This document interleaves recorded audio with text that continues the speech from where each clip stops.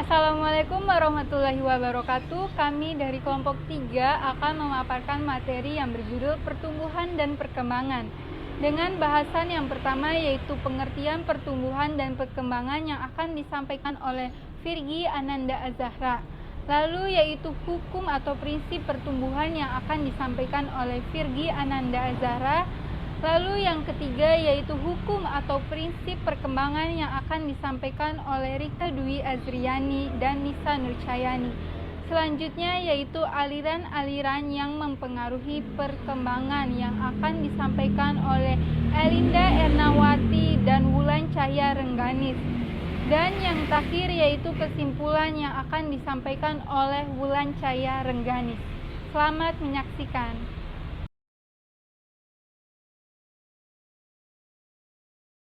Sekarang saya akan menjelaskan pengertian dari pertumbuhan dan perkembangan. Pertumbuhan menurut para ahli berarti penambahan bentuk tubuh ukuran manusia, berat, dan pikiran dimensif pada bagian-bagian lainnya. Nah, sedangkan perkembangan berarti perubahan-perubahan dalam bentuk pertumbuhan manusia itu sendiri. Jadi kayak step-step dari perubahan itu sendiri ya. Dan dalam suatu kesatuan fungsional bila pertumbuhan itu berlangsung.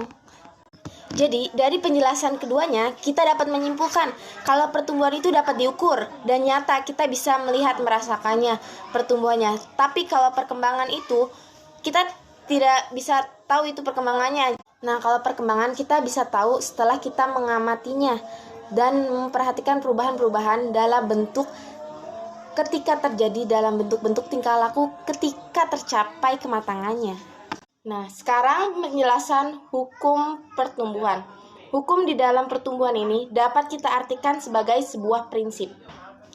Menurut Satoto, pada 1993 terdapat dua hukum pertumbuhan fisik yang berlaku umum dan menyeluruh, yaitu yang pertama, hukum Chappalla-Caudal dan yang kedua, hukum Proximo-Distal.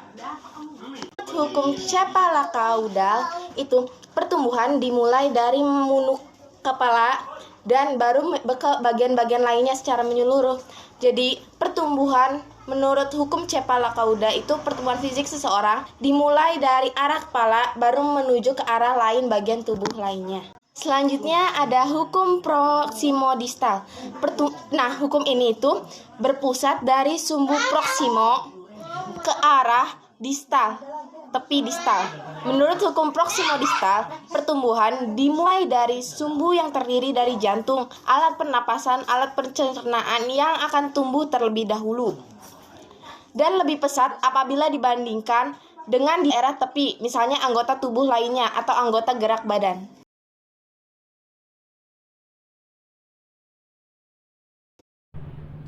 Hukum atau prinsip perkembangan. Terdapat 7 hukum atau prinsip perkembangan. Hukum perkembangan adalah prinsip-prinsip yang mendasari perkembangan fisik maupun psikis individu. Macam-macam hukum perkembangan tersebut terdiri. Yang pertama yaitu hukum tempo perkembangan. Istilah tempo berarti waktu atau masa. Hukum tempo perkembangan bermakna berlangsungnya perkembangan individu yang satu tidak sama cepat atau lambatnya dengan individu yang lain.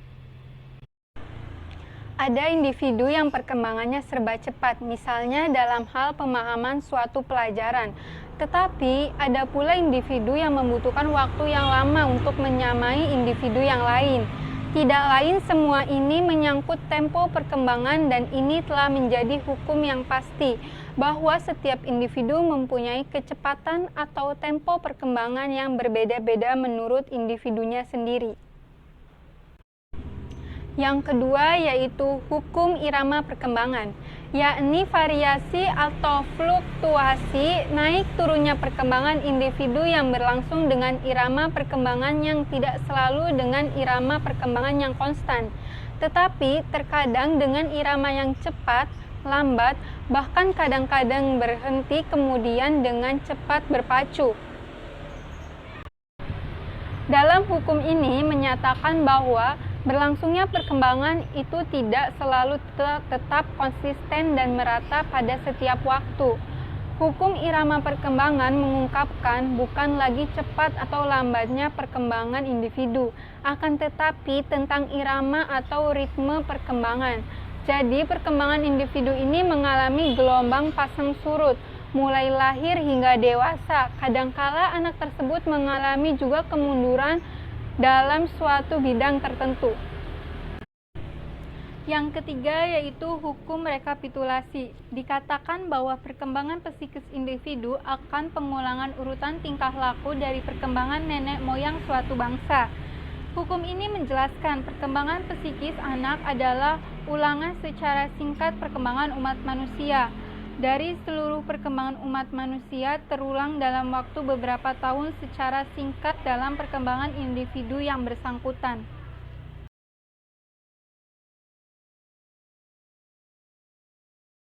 4. Hukum masa kota. Menurut E. Montessori, dalam perkembangan anak terdapat suatu saat yang sangat tepat bagi suatu fungsi untuk dapat berkembang dengan anak baik sekali atau sensitif dan sangat dengan mudah untuk merespon stimulus yang datang kepada dirinya. Pada masa ini, anak mempunyai kesiapan terbaik untuk melaksanakan tugas perkembangan dalam fungsi tertentu. Oleh karena itu, kita harus dilayani dan diberi kesempatan sebaik-baiknya untuk menjalankan fungsi tersebut. 5. Hukum Truzalter atau masa menentang. Pelaksanaan individu tidak selalu berlangsung dengan tenang dan teratur, tetapi pada masa tertentu terjadi goncangan yang membawa perubahan secara radikal. Hukum ini menyatakan perkembangan individu itu tidak selalu mulus sesuai dengan keinginan dari individu tersebut, tetapi selalu ada macam-macam rintangan yang dapat mengganggu jalannya perkembangan tersebut.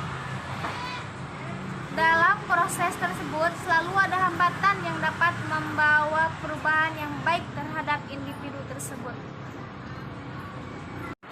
6. Hukum masa eksploratif. Menurut Lovingsfeld, perkembangan individu merupakan suatu proses yang berlangsung sebagai suatu perjalanan dan penemuan pada individu yang bersangkutan. Dalam hukum ini mengandung arti bahwa perkembangan individu diperlukan adanya suatu proses perjalanan yang aman individu yang bersangkutan ikut serta dalam mencapai suatu tujuan perkembangan. 7. Hukum tahanan diri, yakni suatu proses dalam bentuk sikap atau perilaku individu dimunculkan ketika dirinya merasa mendapatkan stimulus yang tidak sesuai atau tidak menyenangkan. Dorongan mempertahankan diri terwujud misalnya dorongan seseorang dalam mencapai suatu faktor tujuan dan menjaga keselamatan diri. Dari usaha untuk mempertahankan diri berlanjut menjadi usaha mengembangkan diri. Hukum mengembangkan diri mengandung arti bahwa setiap individu memiliki dorongan ilmiah untuk mengembangkan potensi yang dimilikinya, tetapi keberhasilan tersebut memerlukan usaha yang aktif dan kreatif.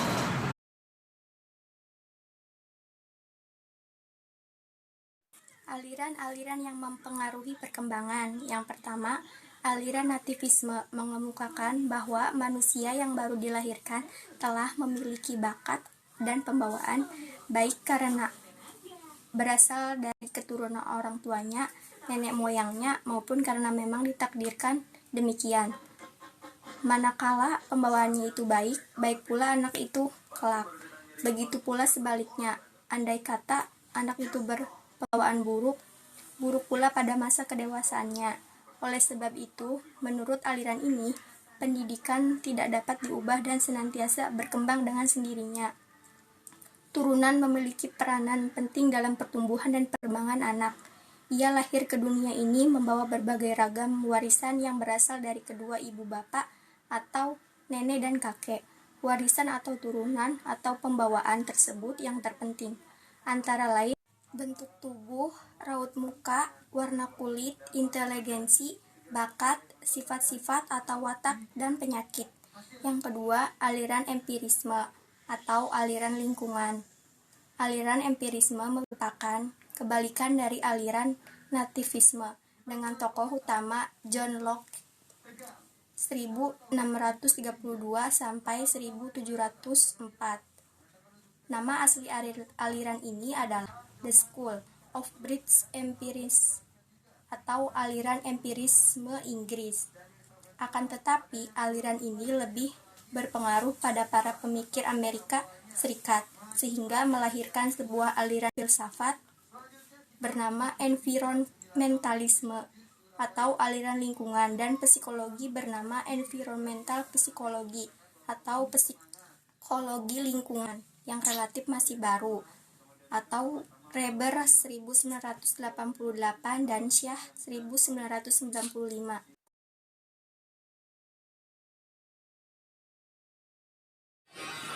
Selanjutnya yaitu aliran konvergensi atau aliran persesuaian. Aliran ini pada intinya merupakan perpaduan antara pandangan nativisme dan empirisme. Yang keduanya dipandang sangat berat sebelah. Aliran ini menggabungkan arti penting hereditas atau pembawaan dengan lingkungan sebagai faktor yang mempengaruhi dalam perkembangan manusia. Tokoh utama aliran konvergensi adalah Louis William Stern, yaitu pada tahun 1871 sampai dengan 1938, seorang filsuf sekaligus psikolog Jerman. Stern dan para pengikutnya dalam menetapkan faktor yang mempengaruhi perkembangan manusia tidak hanya berpegang pada lingkungan atau pengalaman, juga tidak berpegang pada pembawaan saja, tetapi berpegang pada kedua faktor yang sama pentingnya itu. Faktor pembawaan tidak berarti apa-apa tanpa faktor pengalaman. Demikian pula sebaliknya, faktor pengalaman tanpa faktor bawaan tidak akan mampu mengembangkan manusia yang sesuai dengan harapan. Kesimpulan, istilah pertumbuhan dan perkembangan meskipun saling melengkapi, sebenarnya mempunyai arti berlainan. Pertumbuhan mengandung arti adanya perubahan dalam ukuran atau fungsi-fungsi mental. Sedangkan perkembangan mengandung makna permunculan hal yang baru. Fase perkembangan menurut Harlock terbagi beberapa bagian. Yang pertama masa pranatal atau sebelum lahir, kemudian masa natal, masa remaja, dan masa dewasa. Prinsip-prinsip pertumbuhan atau hukum pertumbuhan menurut Santoto pada tahun 1993 yaitu hukum Chapala Caudal dan hukum Proximo Distal. Sedangkan prinsip perkembangan adalah prinsip-prinsip yang mendasari perkembangan fisik maupun psikis individu. Faktor yang mempengaruhi perkembangan antara lain yang pertama, faktor pembawaan, faktor lingkungan, dan faktor pembawaan lingkungan. Itu tadi pemaparan dari kelompok kami. Terima kasih atas perhatiannya. Kurangnya mohon dimaklumi karena kami masih dalam proses pembelajaran. Wassalamualaikum warahmatullahi wabarakatuh.